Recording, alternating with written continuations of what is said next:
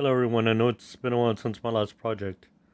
So I've been looking through some of my storage boxes. I was looking for this particular item here. It is from a previous accessory that I had for compressed air, compressed air can. This particular item could be used to inflate quite a number of things in terms of compressed air cans, or like a soccer ball or a beach ball. But this was solely for the purpose of refilling a compressed air can. The company has since gone out of business, or maybe they got purchased out by a larger conglomerate. But in doing so, I lost track of the compressed air can with the Schrader valve on the bottom of it. And in doing so, now I'm in the process of making a new compressed air can, and I will be attaching this air nozzle to this item here. This, at one time or another, was part of a science project that I made just on a whim. Turned out to be a very pricey science project in terms of this is a compressed air chamber. Okay, so this compressed air chamber, I had it to where I could fill it through the Schrader valve with an air compressor up to 70 psi.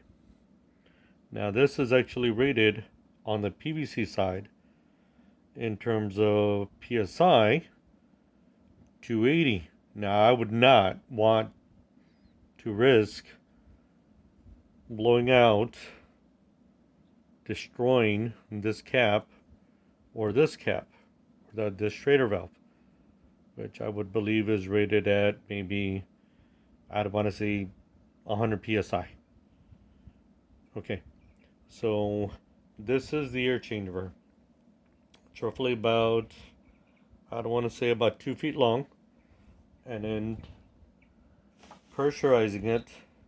Now with this item here, but I still can, I'll be putting a air pressure gauge just for a smaller can.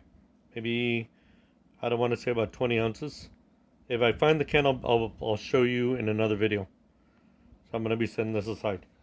So I'm going to be using this air nozzle with the air chamber and making compressed air. The only drawback is that whenever you compress air, there's a possibility of the air cooling and condensing, and you'll have water buildup in the chamber. So you want to empty out your air chamber every now and then to release the pressure, of course. You don't want to have a pressurized air chamber that's constantly flexing between hot and cold. You always want an empty air chamber, and for the other purpose that you'll build up water in the chamber. So I'm going to be taking this air nozzle and putting the appropriate air attachment to it, and I'll be using it to dust off a workbench. So this is going to be part of a new project.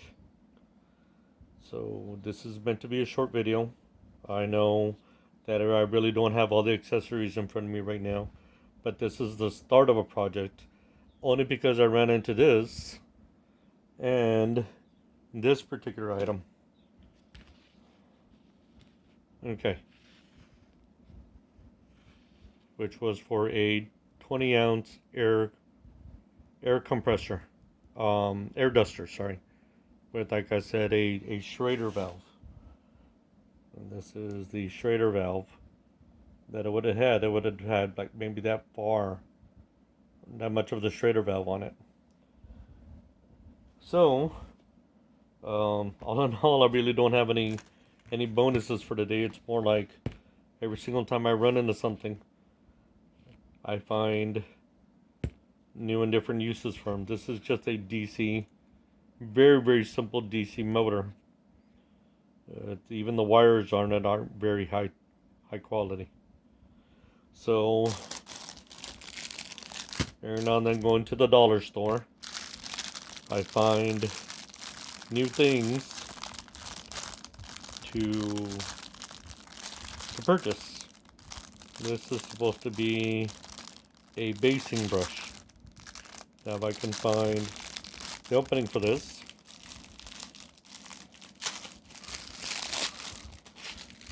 I can use this, not this, but this, to gently dust off computer components, hoping and praying that this doesn't build up static electricity.